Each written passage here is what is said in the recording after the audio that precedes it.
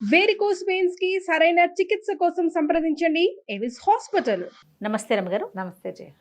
రమగారు, మనకు కార్తీక మాసంలో వచ్చే పౌర్ణమికి చాలా విశేషం ఉంటుంది కదండి. అట్లనే మరి ఈ మాసంలో వచ్చే అమావాస్యకి కూడా అంతేనా? ఈ రోజు ఏం చేయాలి అసలు? అమావాస్య నాడు ప్రత్యేకంగా చేసేది ఏమీ లేదు. అమావాస్య నాటికి 30 రోజులు పూర్తవుతాయి. కార్తీక 30 రోజులు పూర్తవుతాయి. అయితే ఈ అమావాస్య వెళ్తూ ఉండగానే పాడ్యం వస్తుంది కదా. అవును. దాన్ని పోలి పాడ్యం అంటారు. అమావాస్య నాటి సాయంకాలం నుంచో లేదా అమావాస్య వెళ్తూ ఉండగానో పాడ్యం నాడు కుదరని వాళ్ళు అమావాస్య నాడు ఆఖరి దీపాలు పెట్టుకుంటారు. ఇది ఏమిటంటే నీటిలో దీపాలని వదిలిపెట్టే కార్యక్రమం చేస్తారు ఎక్కువగా. పోలిపాడ్యమికి ఒక ప్రత్యేకమైన కథనం కూడా ఉంటుంది. కార్తీక పురాణంలోనూ చెప్పబడుతుంది. పోలి స్వర్గారోహణ. ఈ పోలి అంటే ఏమిటో తమాషాగా ఉంది. పోలమ్మ అమ్మాయి పేరు. పోలాలు పెట్టుకుంటారు. పోలేరమ్మ మీద నుంచి పెడతారు కదా. ఆ ఇంట్లో ఆఖరణ పుట్టిన పిల్లలు, లేక పుట్టిన ఆడపిల్లలు, చచ్చి బతికిన పిల్లలు, వాళ్ళకి పోలి పేర్లు పెడతారు. పోలి అని పిలుస్తారు. ఎంతమంది కనపడతారో ఆ పోలాలు, పోలమ్మ ఇలా. అయితే ఈ పోలి కథ చాలా వింతగా ఉంటుంది. ఈ కథ చెప్పుకుని అక్షింతలు వేసుకుంటారు, దీపాన్ని పెడతారు. ఏంటంటే ఇప్పుడు నెల రోజులు మనం కార్తీకం శుద్ధంగా చేసుకుంటారు ప్రతి వాళ్ళు కూడా. అవును. మిగిలిన ఏవి దానాలు ధర్మాలు అవి ఇవి చేసినా చేయకపోయినా పొద్దున్నే స్నానం, దీపం. ఊర్లలో ఉండే వాళ్ళు ఏం చేస్తారు, చెరువుకి వెళ్ళి స్నానం చేసేయటం, చెరువు కట్టుని దీపం పెట్టేసుకోవటం. వెళ్ళేటప్పుడే పట్టుకెళ్ళిపోతారు వస్తువులు, నూనె, దీపం, ప్రమిదలు, ఒత్తులు పట్టుకెళ్ళిపోతారు. దేవాలయాలు ఏవైనా చెరువు గట్టునే ఉంటే స్నానం చేసేయటం, ఆ తడి బట్టలు పెడిచేసుకుని సూర్యుడికి అర్ఘ్యం ఇచ్చేసుకుని దండం పెట్టేది. అర్ఘ్యాలు ఇంకా సూర్యోదయం కాదు, ఓ దండం పెడతారు రాని సూర్యుడికి, దీపం పెట్టేసుకుంటారు ఆడవాళ్ళు. మగవాళ్ళు అయితే సంధ్యావందనాది కార్యక్రమాలు చెరువు గట్టనో నదీ తీరానో అలాగే చేసుకునేవాళ్ళు. బావి దగ్గర స్నానం చేసి వచ్చే దారిలో ఉన్న దేవాలయంలో దీపం పెట్టి వచ్చేసే పద్ధతి కూడా కనపడుతుంది. ఈ ఊళ్ళల్లో చిన్న చిన్న పల్లెల్లో దేవాలయాలు అవి లేని వాళ్ళు ఏం చేసేవాళ్ళు, సమీపంలో ఉన్న నదీ తీరాలకి వెళ్ళిపోయేవాళ్ళు. వెళ్ళక్కడ నివసించి నెల రోజులు దీపం పెట్టుకొచ్చేవాళ్ళు.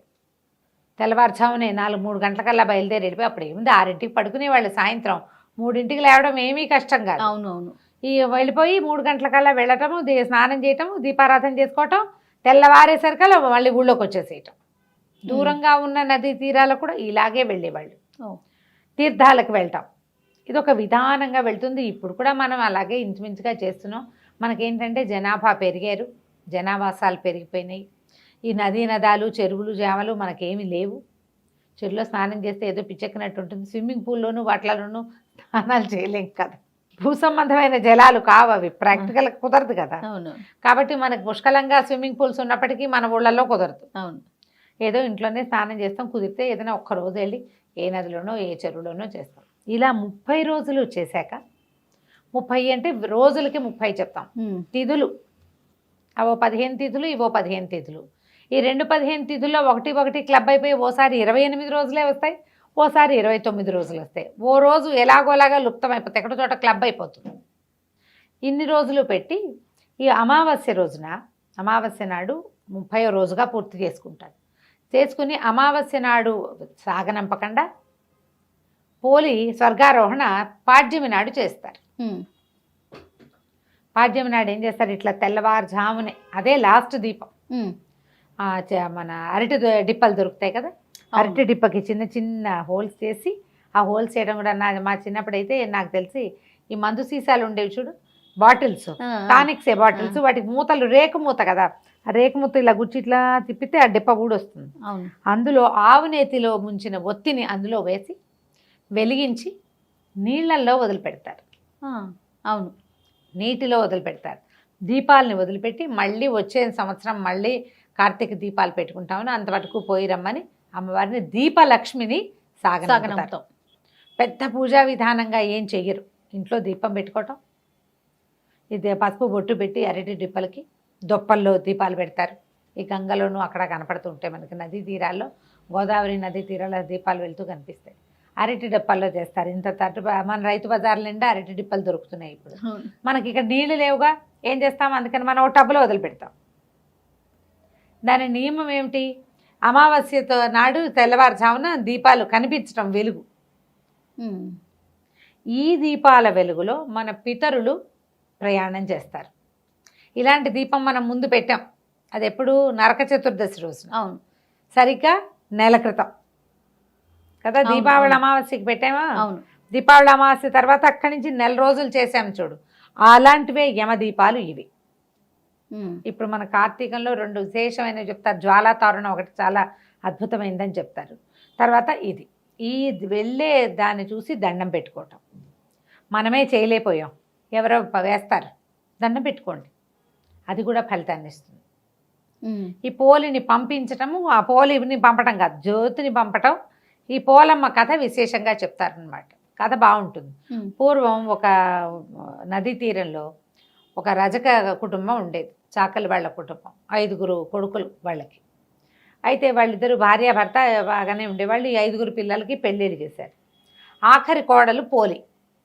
ఈ ఆఖరి కోడలు ఏంటంటే, అది ఇంటి దగ్గర ఒక దేవాలయానికి అనుబంధంగా ఉన్న రేవులో పనిచేసేది చిన్నప్పుడు ఆ పిల్ల. అప్పుడేంది 10 ఏళ్ళకే పెళ్ళిళ్ళు చేసేవాళ్ళు కదా.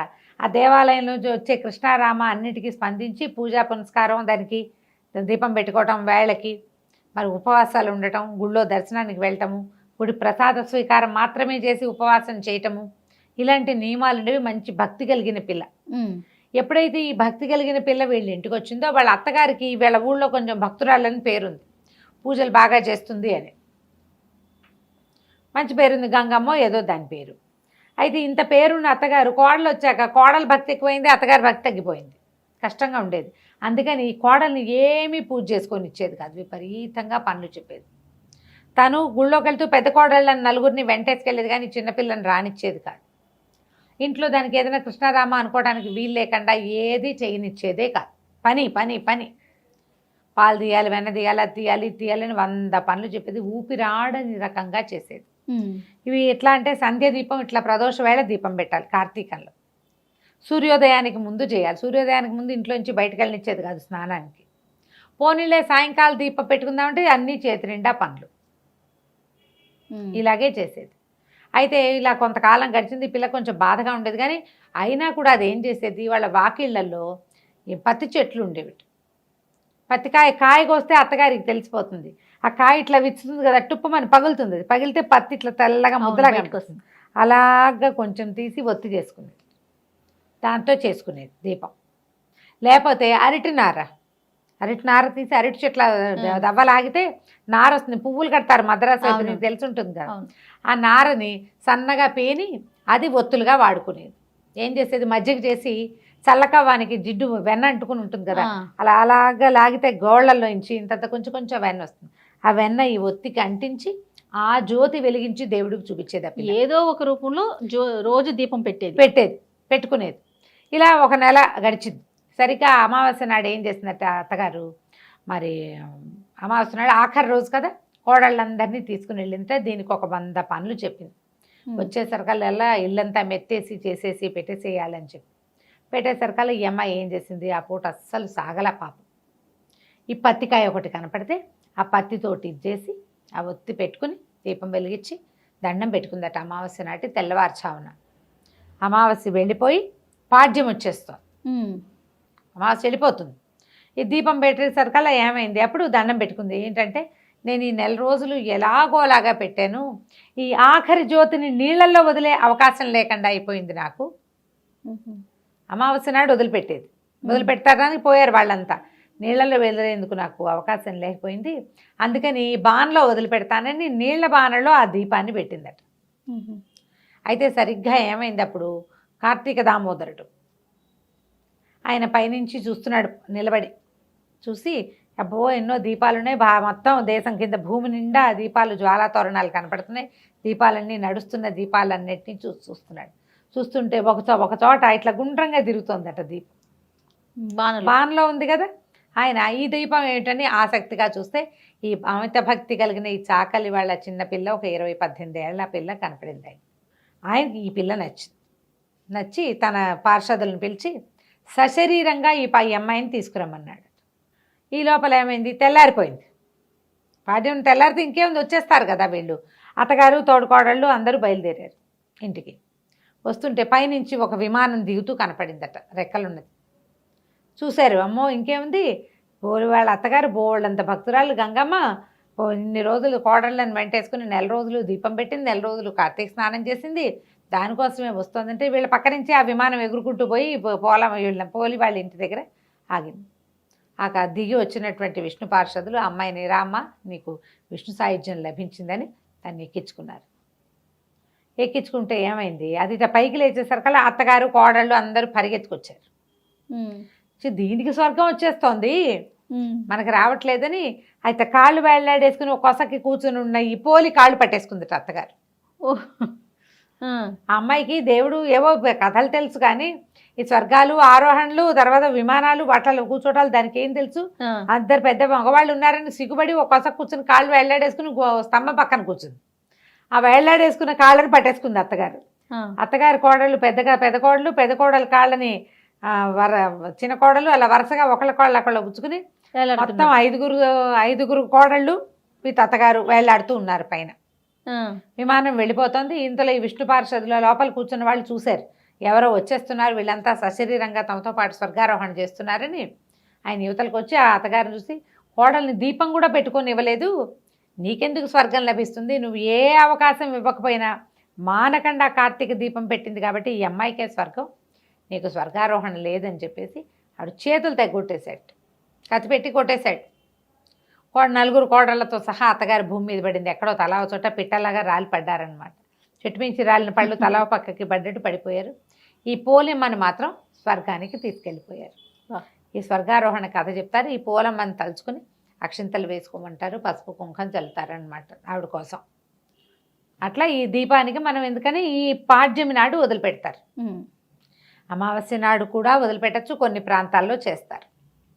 పోలి పాడ్యమి ఖచ్చితంగా పాడ్యమి ఘడియలు వచ్చాకే అమ్మాయిని పైకి తీసుకెళ్లారు కాబట్టి ఈ పోలమ్మని తలుచుకోవటం. ఈ రోజున ఏం ఉపవాసం ఉండరు.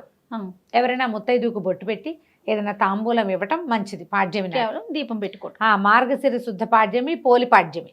మన కార్తీక శుద్ధ పాడ్యమి బలిపాడ్యమి లాగా ఇది పోలి పాడ్యమి. బొట్టు పెట్టి ఎవరికైనా ముత్తైదుకి తాంబూలం ఇవ్వచ్చు, రాజకులకు ఇస్తే మంచిదని చెప్తారు.